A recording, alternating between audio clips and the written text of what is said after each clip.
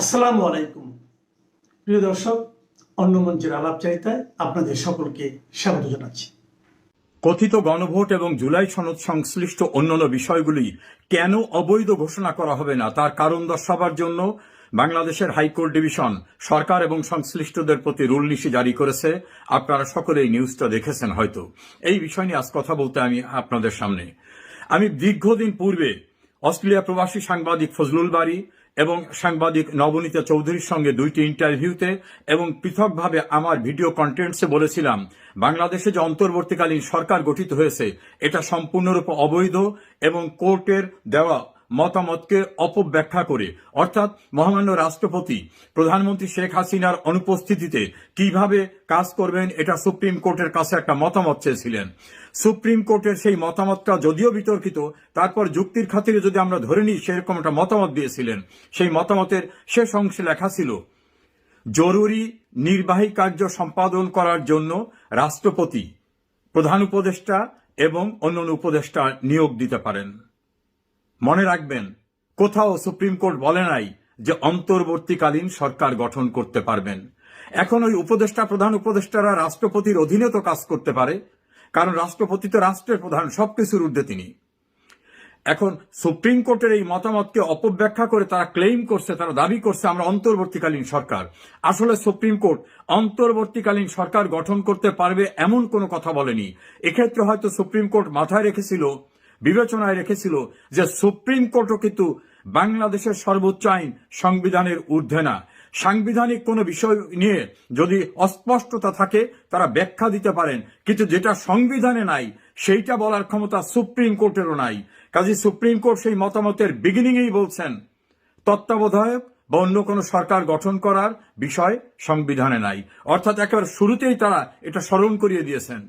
এখন সেই প্রক্রিয়ায় নিয়োগপ্রাপ্ত ডক্টর ইউনূস এবং তার পারিষদবর্গ তারা নিজেদেরকে অন্তর্বর্তীকালীন সরকার দাবি করাটা যে সম্পূর্ণ অবৈধ ছিল সেটা আমি রিপিটেডলি 1 বছর পূর্ব থেকে বিভিন্ন সময় বলেছি। আরেকটি বিষয় ছিল যে মহামান্য রাষ্ট্রপতির এখতিয়ার কতটুকু। রাষ্ট্রপতিকে দিয়ে 133টি অধ্যাদেশ জারি করানো হয়েছে, এর ভিতরে কোনোটা নাকি প্রেসিডেন্ট অর্ডার হয় না, কারণ আমাদের সংবিধান তৈরি হয়ে যাওয়ার পরে 72তে সংবিধান গ্রহণ করার পরের থেকে আর প্রেসিডেন্ট অর্ডার হয় না। প্রেসিডেন্ট অর্ডার হয়েছিল কখন? যখন আমাদের সংবিধান ছিল না, মুজিবনগর সরকার এবং তার ধারাবাহিকতা রক্ষার জন্য রাষ্ট্রপতির আদেশ ছিল। যেদিন থেকে সংবিধান গ্রহণ করা হয়েছে তারপরের থেকে আর প্রেসিডেন্ট অর্ডার হয় না। মূল বিষয়টা হচ্ছে রাষ্ট্রপতিকে দিয়ে 133টি অধ্যাদেশ জারি করানো হয়েছে। রাষ্ট্রপতির ক্ষমতা কোথায়? সংবিধানের 93 অনুচ্ছেদে রাষ্ট্রপতিকে অধ্যাদেশ জারির এখতিয়ার দেওয়া হয়েছে। জরুরি বিষয়ে তিনি জারি করতে পারবেন যদি পার্লামেন্ট সেশনে না থাকে বা পার্লামেন্ট ভেঙে দেওয়া হয়। শর্ত আছে, সংবিধানে যেটা নাই, অর্থাৎ সংবিধানের ভিতরে যেটা নাই বা যেটা জারি করলে সংবিধানের বিধিবিধান রহিত হয়ে যাবে এটা তিনি করতে পারবেন না। তাহলে গণভোটের বিধান তো সংবিধানে নাই, রাষ্ট্রপতির তো ওখানেই স্টপ। কথিত জুলাই সনদ বা সংস্কার এটা সংবিধানে নাই। এ জাতীয় অধ্যাদেশ দেওয়ার এখতিয়ার রাষ্ট্রপতির সংবিধানে যে ক্ষমতা দেওয়া হয়েছে অনুচ্ছেদ 93তে সেই অনুচ্ছেদেই বারিত। এখন কেন তিনি করলেন? তাকে দিয়ে জোর করানো হয়েছে। আমরা এবার আসি রাষ্ট্রপতির ক্ষমতা কোথায়। সংবিধানের 48 অনুচ্ছেদের 3 অনুচ্ছেদে রাষ্ট্রপতির ক্ষমতা বলা আছে, তিনি কেবলমাত্র এক্সক্লুসিভলি মানে নিরঙ্কুশভাবে প্রধান বিচারপতি এবং প্রধানমন্ত্রী নিয়োগ দিতে পারবেন। 48-এর 3 উপনুচ্ছেদ। আর যা কিছু করতে হবে তা করতে হবে তাকে প্রধানমন্ত্রীর পরামর্শে। তা তৎকালীন প্রধানমন্ত্রী শেখ হাসিনা তিনি দেশের ভিতরে ছিলেন, কিছু সময় দেশের বাইরে ছিলেন, তার পরামর্শে কি এই অধ্যাদেশ জারি হয়েছে? না, হয়নি। তাই যদি না হয়ে থাকে তাহলে রাষ্ট্রপতির যে এখতিয়ার প্রধান বিচারপতি এবং প্রধানমন্ত্রী নিয়োগ এর বাইরের যে অধ্যাদেশ হয়েছে সেগুলো সংবিধানের বিধিবিধান লঙ্ঘন করে করা হয়েছে, অর্থাৎ সম্পূর্ণরূপে অবৈধভাবে করা হয়েছে। এর ভিতর গুরুত্বপূর্ণ হচ্ছে আইসিটি ট্রাইব্যুনালে যুদ্ধাপরাধীদের বিচারের প্রতিশোধ নেওয়ার জন্য সাজানো একটা মোকারি যে ট্রায়াল প্রক্রিয়া, সেটাতে যাতে আওয়ামী লীগের নেতৃবৃন্দ অর্থাৎ যারা যুদ্ধাপরাধীদের বিচার প্রক্রিয়ায় সোচ্চার ছিল, বিভিন্নভাবে সম্পৃক্ত ছিল, তাদেরকে সাজা দিয়ে প্রতিশোধ নেওয়ার জন্য যে একটা সিস্টেমেটিক প্রি প্ল্যান বিচার ব্যবস্থা, সেটার জন্য 4 বার অধ্যাদেশ জারি করানো হয়েছে, যেটা ছিল সম্পূর্ণরূপে অসাংবিধানিক। ফলে আইনের ভাষায় আছে ভয়েড ইন এবিসিও, অর্থাৎ যে বিষয়গুলি শুরুতেই অবৈধ তার ধারাবাহিকতায় সবগুলো অবৈধ হয়ে যায়। ফলে যে অধ্যাদেশ জারি করে প্রাইম মিনিস্টার শেখ হাসিনা সহ অন্যান্যদেরকে সাজা দেওয়ানো হয়েছে, তার বিগিনিং ছিল অবৈধ, তার ধারাবাহিকতা যা কিছু হয়েছে সেগুলো অবৈধ। তৃতীয় হচ্ছে 2024 সালের অগস্টে আন্দোলনের নামে সহিংসতা, বর্বরতা, নারকীয়তা, অগ্নিসংযোগ, মানুষ হত্যা, পুলিশ হত্যা, এই সমস্ত অপরাধীদের রক্ষা করার জন্য যে ইন্ডেমনিটি দেওয়ার প্রক্রিয়াটা তৈরি করা হয়েছে, সেটাও রাষ্ট্রপতির অর্ডিন্যান্সের মাধ্যমে তৈরি করা হয়েছে। এটা করার সুযোগ নাই। 1975-এর 15 আগস্ট বঙ্গবন্ধুকে হত্যা করার পরে অবৈধ ক্ষমতা দখলদাররা যা কিছু করেছিল সবকিছুকে বৈধতা দেওয়ার জন্য 1979 সালের পার্লামেন্টের 9 এপ্রিল আইন পাশ করেছিল, যেটাকে বলা হয় সংবিধানের 5ম সংশোধনী।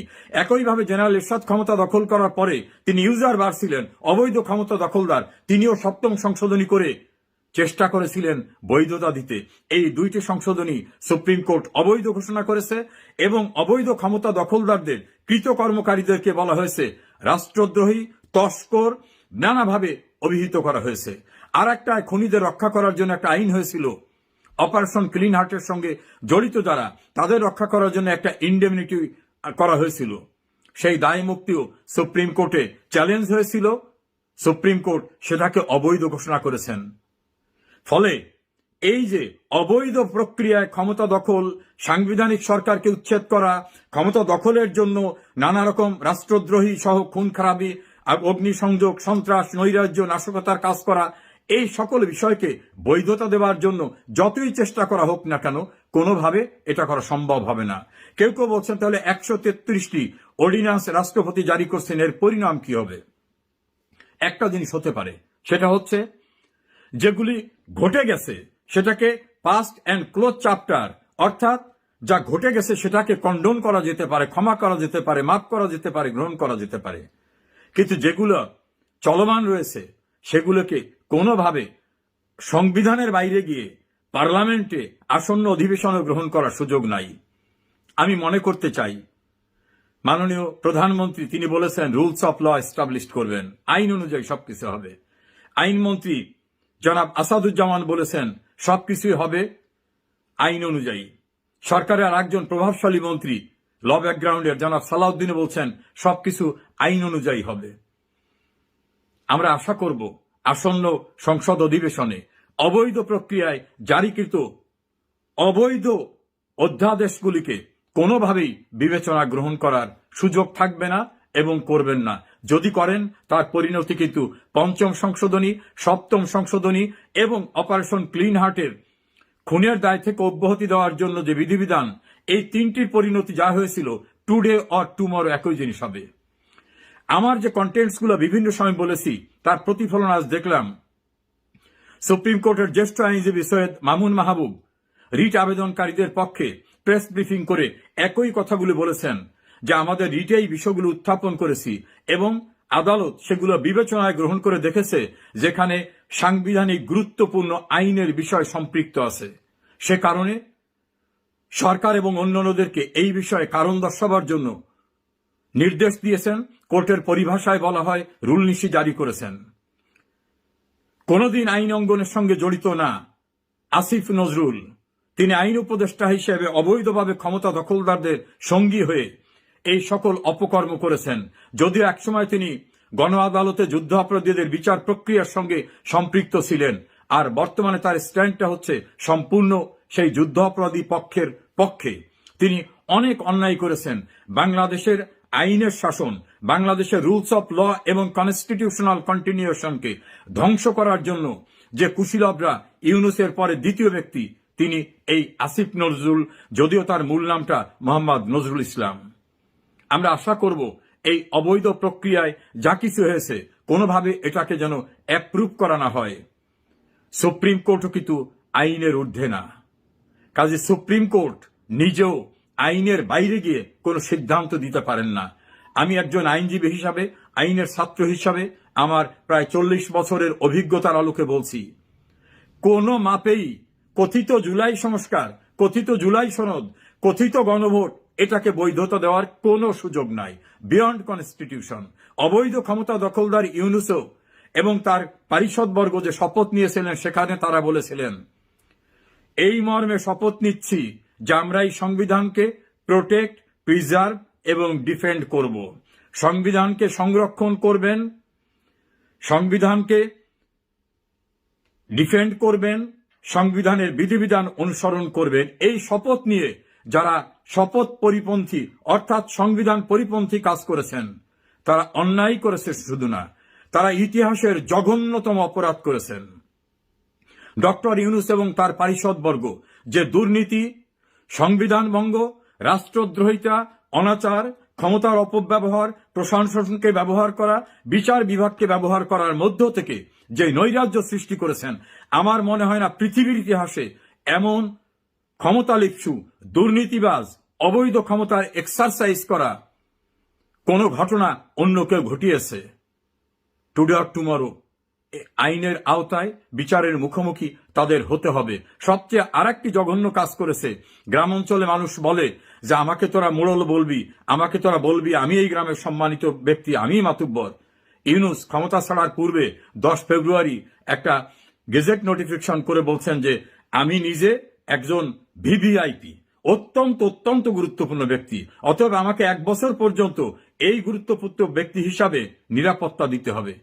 আমি শুনি নেই কোন আহাম্বক নিজেকে নিজে অত্যন্ত গুরুত্বপূর্ণ ব্যক্তি বলে, আর বিধিবিধান উপেক্ষা করে তিনি 1 বছরের নিরাপত্তার জন্য গেজেট করেছেন। সেখানে প্রচলিত রেওয়াজ এবং নিয়ম ছিল 3 মাস, এর বাইরে না, তাও নির্বাচিত এবং অন্যান্যদের ক্ষেত্রে। উনি তো অনির্বাচিত, অবৈধ। উনি জুডিশিয়ারিকে যেভাবে ব্যবহার করেছেন, যেভাবে রাষ্ট্রের সম্পদ লুণ্ঠন করেছেন উনি এবং ওনার পারিষদ, দুদক কিনেকে এখন হিমশিম খাচ্ছে তাদের অভিযোগ রিসিভ করতে। এত বেশি অভিযোগ জমা হচ্ছে।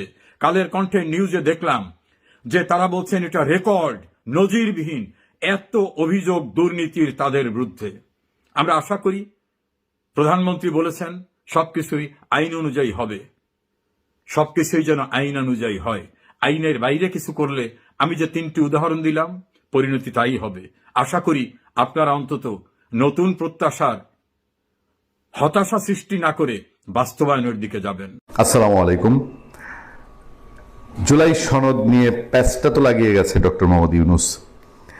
ডক্টর ইউনূস চেয়েছিল তাই বাংলাদেশে একটা দীর্ঘমেয়াদী গন্ডগোল লাগুক। জুলাই সনদ কিছু না। আপনি ধরেন একটা কলম চান, আপনি একটা কলম চান, আর এই কলম ইকোনোর কলম নাকি অন্য কোনো কোম্পানির কলম? আপনার তো কলম হলেই চলবে, নাকি আপনার ইকোনোই চাই? বাংলাদেশের সংস্কার হবে, সংস্কার প্রয়োজন, সংস্কার ছাড়া এই দেশ চলবে না, বহু কিছু চেঞ্জ করতে হবে। অবশ্যই টুডে অর টুমরো রাষ্ট্রপতি প্রধানমন্ত্রীর ক্ষমতার ভারসাম্য আনতে হবে। বাংলাদেশে বহু কিছুতে এই ধরনের নানান চেঞ্জ, এই যে বলা হচ্ছে ডেপুটি স্পিকার বিরোধী দল থেকে দিতে হবে, এখন এটা বিএনপি বলছে যে বিরোধী দল থেকে ডেপুটি স্পিকার দেওয়া হবে, এখন এটা জুলাই সনদ পাশ করাই তারপরে বিরোধী দলে দিতে হবে। তার মানে কি কিছু একটা ডালমে কুচ কালা হে, কোন একটা সন্দেহ আছে। আপনি জুলাই সনদে এমন কিছু ঢুকিয়েছেন যেটা আপনার প্রয়োজন কিন্তু বাংলাদেশের মানুষের প্রয়োজন না বা আমজনতার প্রয়োজন না। এই জুলাই সনদ বলতে যে গণভোট হয়েছে, বাংলাদেশে ভোট পড়েছে ধরলাম হার পক্ষে 4 কোটি, ভোটারই 12 কোটি, জনসংখ্যার সব বাদ দিলেন। শোনেন, 12 বছরের বাচ্চা আজকে অনেক ভালো বোঝে, 16 বছরের বাচ্চারা ভোটার হবে কি হবে না সেই আলাপ চলতেছে, তারাও কম বুঝে না। তারপরে ধরলাম 12 কোটির মধ্যে 4 কোটি লোক হ্যাঁ ভোট দিয়েছে, 8 কোটি তো নার পক্ষে, 8 কোটি তো ভোট দিতে যায়নি অথবা নাতে ভোট দিয়েছে। তাহলে আপনি 4 কোটিকে নিয়ে লাফাচ্ছেন, এই 4 কোটি যেটাকে ভালো, আর 4 কোটিও রিয়েল কতটা ভোট দিয়েছে নিয়ে সন্দেহ আছে না? জুলাই সনদ নিয়ে বাংলাদেশে প্যাচ লেগেছে এবং এই প্যাচটা এমন বলার সুযোগ নাই যে বর্তমান সরকার এটা আদালত দিয়ে প্যাচ লাগাচ্ছে, যেটা জামাত অভিযোগ করেছে। জামাত বলার চেষ্টা করছে যে আদালতের কাঁধে বন্দুক রেখে এবং সেই আওয়ামী লীগের মতো করে। আরে বাবু, তাও যদি হয়ে থাকে, আমি তো বলবো যে বিএনপি সরকার যদি আদালতের মাধ্যমে এটা প্যাচ লাগায় থাকে সেটাও ভালো করছে, কারণ তোমরা যে প্যাচটা ডক্টর ইউনূসের অবৈধ সরকার দিয়ে লাগিয়েছো, আদালতকে অমান্য করে, আদালত মানে সেই আইন আদালত কোনো মূল্য ছিল, একেবারে উচ্চ আদালত সহ ইউনূস সরকারের আমলে, ইউনূস সরকারের আমলে আদালত, ট্রাইব্যুনাল সব তো জামাত যেভাবে চেয়েছে সেভাবে কন্ট্রোল করেছে। জামাতের লোকজন বিচারক হয়েছে, জামাতের লোকজন চিফ প্রসিকিউটর হয়েছে। তো তোমরা যদি আদালতকে ব্যবহার করে ইউনূসের সাইনবোর্ড দিয়ে বাংলাদেশে যা ইচ্ছা তাই করতে পারো, বিএনপি সরকার বাংলাদেশে ক্ষমতায় এসে সেই 8 কোটি, যে 8 কোটির মধ্যে আওয়ামী লীগেরও আছে প্রায় 50%, তাদের মূল্যায়ন করার জন্য বিএনপি ভোট পেয়েছে আওয়ামী লীগের, বিএনপি তার নিজের ভোট পেয়েছে। 50-50 যদি বলি বিএনপি আর আওয়ামী লীগের ভোট, জামাতের তো আর কোনো ভোট বিএনপিতে যায়নি। ফলে সেই জনগোষ্ঠীর মূল্যায়ন করার জন্য আপনারা আদালতে কে প্যাচ দিয়েছেন, এবার বিএনপি সুযোগ থাকলে বিএনপি দিচ্ছে। যদি আমি তর্কের খাতিরে সেটাই মেনে নিই, তারপরেও বলবো এটাকে আদালতে যাওয়ার প্রেক্ষাপট, মানুষ নিজের রক্ষার জন্য, রাষ্ট্র রক্ষার জন্য অনেক কিছু করে। এই আদালতে যাওয়ার প্রেক্ষাপটটা তো ইউনূস সরকার তৈরি করে রেখে গেছে, যে সে জোর করে বিএনপির মতের বাইরে জুলাই সনদে গেছে, বিএনপির মতের বাইরে গণভোটে গেছে। আপনি অমতে যখন কন্যাকে জোর করে ডাকাতের সাথে বিয়ে দিবেন, তখন সেই কন্যা 2 দিন আগে আর পরে হোক সেই ঘরে ডিভোর্স করে আসবেই। এটাই তো জাগতিক নিয়ম। যখন তার সক্ষমতা হবে, যখন তার সেই সিচুয়েশন হবে, অনুকূল পরিবেশ হবে, মতের বাইরের শাদী বহুদিন টিকে না। এই হচ্ছে যখন বাস্তবতা, তখন বাংলাদেশের উচ্চ আদালত যখন হচ্ছে জুলাই সনদ এবং গণভোট নিয়ে রিট করা হয়েছে, মাথা খারাপ হয়ে গেছে বৈষম্য বিরোধী ছাত্র আন্দোলন, এনসিপি এবং জামাতে ইসলামী। জামাতে ইসলামী তাৎক্ষণিক প্রেস কনফারেন্স করে বহু কিছু বলেছে আগের রাতেই, যার পরের দিন একটা সিদ্ধান্ত ঘোষণা হবে উচ্চ আদালতে। বৈষম্য বিরোধী ছাত্র আন্দোলন ছানাঝ্যাট এই ইস্যুতে ডাকসুতে তারা প্রেস কনফারেন্স করছে। মানে তাদের ভাষাটা এরকম যে এখন বলতে চায় যে আদালত যা সিদ্ধান্ত জানি না, আমাদের গণ অভ্যুত্থানের সিদ্ধান্ত এই হয়েছে, সেইটা মানতে হবে। আদালত মানি না, মবের রাজ্য যে বাংলাদেশের রাজনীতিতে যে প্যাচ লেগেছে জুলাই সনদ নিয়ে, এই প্যাচ দীর্ঘমেয়াদী প্যাচ, এবং শক্তিশালী কোনো একটা সরকারের অবস্থান থেকেই এই প্যাচ কেবল সমাধান সম্ভব। এই আলোচনাটা চলছে কারণেই যে বিএনপির তারেক রহমান দীর্ঘদিন দেশের বাইরে ছিলেন, দেশ পরিচালনায় তেমন অভিজ্ঞতাও তার নেই। 17 বছর দেশের বাইরে থেকে দেশ সম্পর্কে অনেক কিছুই ভেতর থেকে তিনি দেখতে পাননি।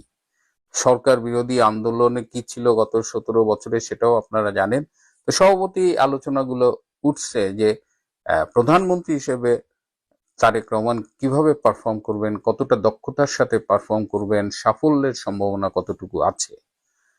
আগামী নির্বাচন 5 বছর যদি তারেক রহমান ক্ষমতায় থাকেন, ধরে নিচ্ছি স্বাভাবিকভাবে, তাহলে 5 বছর পরে যে নির্বাচন হবে সেই নির্বাচনের ফলাফল কি হবে, সেই নির্বাচনটি কার অধীনে হবে। আপনারা জানেন যে শেখ হাসিনার সরকারের আমলে বিএনপির একটা দাবি ছিল যে তত্ত্বাবধায়ক সরকারের অধীনে নির্বাচন হতে হবে।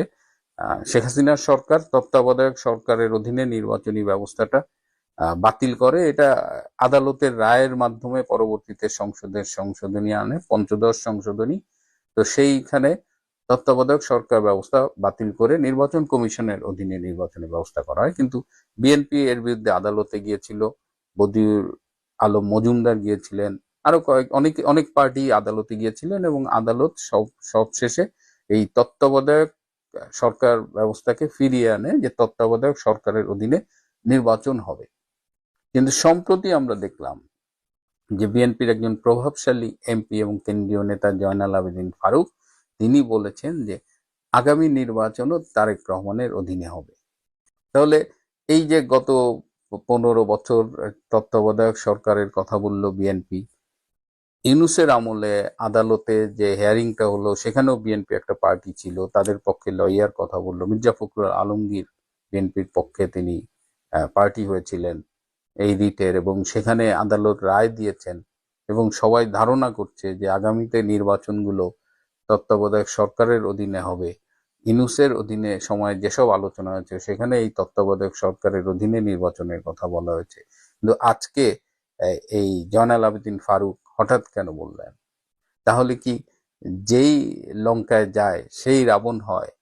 তাহলে কি বাঙালি একবার ক্ষমতা পেলে সেটি আর ছাড়তে চায় না। আপনাদের 2006 সালের কথা মনে আছে যারা একটু সিনিয়র, যে 2006 সালে তত্ত্বাবধায়ক সরকার ব্যবস্থাকে প্রভাবিত করার জন্য তারেক রহমানরা কি করেছিল।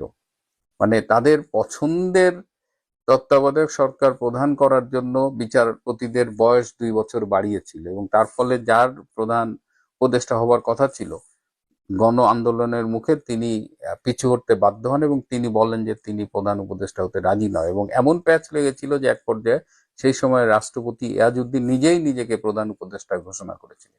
কিন্তু সেটিও বেশি দিন চলেনি, যার ফলে 2007 সালের 1/11 এসেছিল। হ্যাঁ, তো বিএনপি কিন্তু সেই জয়নাল আবেদিনের কথার মধ্যে দিয়ে কিন্তু আমরা সেই আভাসটা আবার ফিরে পাচ্ছি। এমনও হতে পারে যে জয়নাল আবেদিন তিনি এটি টেস্ট কেস হিসেবে বলে মানুষের প্রতিক্রিয়াটা দেখতে চাচ্ছেন যে আসলে কি ঘটতে যাচ্ছে, মানে এটা বললে মানুষ কিভাবে রিয়াক্ট করে। আর বিএনপির একটা সুবিধা হলো কি, বিএনপি সকালে এক কথা বলে, বিকেলে আরেক কথা বলে, রাতে আরেক কথা বলে। বিএনপির এক নেতা এক কথা বলে, আরেক নেতা আরেক কথা বলে, আরেকজন আরেক কথা বলে। এই যে যেমন পুলিশ হত্যার বিচার হবে কিনা, এই স্বরাষ্ট্রমন্ত্রী বললেন যে পুলিশ হত্যার বিচার হবে। যেই একটু এনসিপি জামাত আন্দোলনের সুরে কথা বললো, একটু চড়া সুরে কথা বললো, অমনি তিনি পিছু হাঁটলেন, বললেন পুলিশ হত্যার বিচার করার অবকাশ নেই। কিন্তু বিএনপির নেতারা এখনো বলছে পুলিশ হত্যার বিচার হবে। কিন্তু বাস্তবতা হলো যে পুলিশ হত্যার বিচার করবার মতো হ্যাডম কিংবা নৈতিক অবস্থান কিংবা সাহস কোনোটাই বিএনপির নাই। বিএনপি নিজেই তো পুলিশ হত্যার সাথে জড়িত। তাও তো এই যে সিরাজগঞ্জের যে পুলিশ হত্যা নিয়ে এত আলোচনা, যেখানে একজন গর্ভবতী নারী কনস্টেবলকে পর্যন্ত আগুনে পুড়িয়ে হত্যা করা হয়েছে, সেখানে তো সিরাজগঞ্জের সম্ভবত জেলা সাধারণ সম্পাদক তিনি তো নিজেই স্বীকার করেছেন যে এই থানা পোড়ানো সাথে তারা জড়িত ছিল। তাহলে যদি পুলিশ হত্যার বিচার বিএনপি করতে চায় তাহলে তারা ফেঁসে যাবে। এই সাহস কি বিএনপির আছে? তারা এটা বলে, এর ফলে তারা এই এনসিপি জামাতের উপর একটা প্রেসার ক্রিয়েট করতে চায় যে তাদের যখন এটা দরকার হবে তখন এই কাজ করবে। কিন্তু বিএনপি তো পুলিশ হত্যার বিচার করবে না। ঠিক এখন দেখেন, এই তত্ত্বাবধায়ক সরকার ব্যবস্থার জন্য তারা এত কিছু করলো, তারা 2014 এবং 2024 নির্বাচনে অংশগ্রহণ পর্যন্ত করলো না, এবং তারা অংশগ্রহণ না করে নির্বাচনী ব্যবস্থাকে বিতর্কিত করলো, দুর্বল করে দিল। তার ফলে কি হয়েছে, আবার আজকে যখন তারা নির্বাচিত হয়েছে এমন একটা নির্বাচনে যেখানে আওয়ামী লীগকে নির্বাচনে অংশগ্রহণ করতে দেওয়া হয়নি। সুতরাং এই নির্বাচনে তো সাধারণ ভোটাররা ভোট দিতে আসেনি, 20%-এর মতো ভোট কাস্ট হয়েছে। যদিও অফিসিয়ালি এটাকে অনেক বাড়িয়ে দেখানো হচ্ছে 60%, কিন্তু বাস্তবতা তো তারা জানে। তো আজকে জয়নাল আবেদিন ফারুক এটা কি হিসেবে বলে, এবং আমি খুব অবাক হব না যদি বিএনপির আরেকজন নেতা এসে বলে এটা তার ব্যক্তিগত মতামত। কিন্তু না, একটা সোর্স আমাকে ইনশিওর করেছে যে বিএনপি এখন মনে করছে যে আওয়ামী লীগ 15 বছর ক্ষমতায় ছিল, বিএনপি 20 বছর ক্ষমতায় থাকে। কিন্তু বিএনপি কি 20 বছর ক্ষমতায় থাকার মতো অবস্থানে আছে বা থাকবে? এই যে আওয়ামী লীগ 15 বছর ক্ষমতায় ছিল, হ্যাঁ নির্বাচনী ব্যবস্থা অবশ্যই যেহেতু বিএনপি আসেনি দুর্বল হয়েছে, নির্বাচন নিয়ে বিতর্ক আছে, আলোচনা আছে, কিন্তু 15 বছরে আওয়ামী লীগ কি জোর করে ছিল? আওয়ামী লীগ এই 15 বছরে কি দেশকে কিছুই দেয় নাই? আওয়ামী লীগ বাংলাদেশের মতো একটা দরিদ্র দেশকে কোথায় নিয়ে গিয়েছিল? বিশ্বের উদীয়মান অর্থনীতি, এবং বিশ্বব্যাংক বলেন সারা পৃথিবী তো আওয়ামী লীগের এই শেখ হাসিনা ম্যাজিক নিয়ে আলোচনা করছিল। শেখ হাসিনা ওয়াজ এ রিয়েল ম্যাজিশিয়ান। তিনি বাংলাদেশকে উন্নতির শিখরে নিয়ে গিয়েছিলেন এবং তার একটা ক্লিয়ার রোড ম্যাপ ছিল। 2021 সালে তিনি কি অ্যাচিভ করবেন, অ্যান্ড শি অ্যাচিভ দ্যাট। 2030 সালে কি অ্যাচিভ করবেন, 2041 সালে কি অ্যাচিভ করবেন, তার পুরা ক্লিয়ার রোড ম্যাপ ছিল, and she was achieving all the milestones. Tarique Rahman কি সেটা পারবেন? তারেক রহমান এই যে ক্ষমতা নিয়েছেন, এখন তো তার হানিমুন পিরিয়ড চলছে, জাস্ট 1 মাসও হয় নাই। কিন্তু এর মধ্যেই আপনারা যদি দেখেন, বাংলাদেশ থেকে যে খবরগুলো পাচ্ছি, মিডিয়ায় আসছে, জিনিসপত্রের দাম কিন্তু অনেক বেড়ে গেছে। ক্ষমতা নিতে না নিতে জিনিসপত্রের দাম অনেক বেড়ে গেছে। এই যে ইরান, ইসরায়েল, আমেরিকার যে যুদ্ধ বা সংঘাত শুরু হয়েছে, এটার যে গ্লোবাল ইম্প্যাক্ট এবং সেটা যে বাংলাদেশে এসে পড়বে, তার ফলে এখানে বাংলাদেশে তেলের দাম বাড়বে, বাংলাদেশে দ্রব্য মূল্যের দাম আরেক দফা বাড়বে। ডক্টর ইউনূস যে গোপন বাণিজ্য চুক্তি করে গেলেন আমেরিকার সাথে, তার ফলে গম বলেন, সয়াবিন বলেন, কৃষিজাত পণ্য বলেন, অনেক কিছুই অনেক বেশি দামে, বা এলএনজি বলেন, আমেরিকার কাছ থেকে কিনতে হবে, যেটা বিশ্বের অন্য জায়গায় গেলে আমরা কম দামে কিনতে পারতাম। এর ফলে একটা অর্থনৈতিক চাপ, এটা তিনি কিভাবে সামলাবেন? বিদ্যুৎ খাতে ৪৫,০০০ কোটি টাকা বকেয়া রেখে গেছে ডক্টর ইউনূস। তিনি বিল টিল দিতেন না, পদ্মা সেতুর টোল তুলছেন, পদ্মা সেতুর ঋণের কিস্তি শোধ করেন।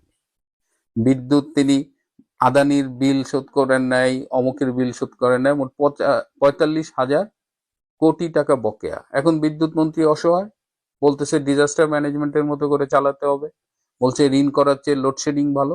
অর্থাৎ শেখ হাসিনা যে সারা দেশে বিদ্যুৎ নিয়ে এসেছিলেন, সারা দেশকে বিদ্যুতের আন্ডারে নিয়ে এসেছিলেন, বৈদ্যুতিক সাপ্লাইয়ের আন্ডারে, এবং সেখানে লোডশেডিং প্রায় ছিল না বলা যায়। সেই জায়গায় এখন এই যে আসতেছে সামনে এপ্রিল মাস থেকে গরম শুরু হচ্ছে, লোডশেডিং কাকে বলে দেখেন। তো জন অসন্তোষ বাড়িয়ে ২০ বছর ক্ষমতায় থাকবেন, এই তত্ত্বাবধায়ক সরকার ব্যবস্থাতে আপনি যাবেন না, নির্বাচনী ব্যবস্থা ম্যানিপুলেট করে আপনি ২০ বছর ক্ষমতায় থাকবেন, এটা যদি বিএনপি মনে করে থাকে, আমার মনে হয় যে এই ভাবনায় একটা বড় রকমের গলদ আছে। তারেক রহমানের সামনে হিউজ চ্যালেঞ্জেস, এবং সেই চ্যালেঞ্জ, তারা তো হঠাৎ করেই ক্ষমতায় আসছে, তাদের কতটা প্রস্তুতি ছিল আমি জানি না। ষড়যন্ত্র করে ক্ষমতায় আসা এক জিনিস, আর ক্ষমতায় বসে দেশ চালানো এক জিনিস, এবং যখন প্রতি মুহূর্তে আপনাকে তুলনা করা হবে শেখ হাসিনার সাফল্যের সাথে। একটা কথা তো আমরা আগে প্রায় শুনি যে আগেই ভালো ছিলাম, আর কথায় কথায় শেখ হাসিনার যে অ্যাচিভমেন্ট, তার পাশে আপনার অ্যাচিভমেন্ট গুলোকে তুলনা করা হবে। এতদিন আমাদের সামনে সেই বিএনপি ক্ষমতাতে গেছে ২০০৬ সালে, গত ২০ বছরে শেখ হাসিনা, আওয়ামী লীগ, এটাই ছিল। গত 18 বছর, 2 বছর মাঝখানে 111 গভর্নমেন্ট, বা 17 বছর বা 15 বছরই ধরি, তো শেখ হাসিনা 3টা টার্ম ক্ষমতায় ছিল, তার সাথে কম্পেয়ার করার কিছু ছিল না।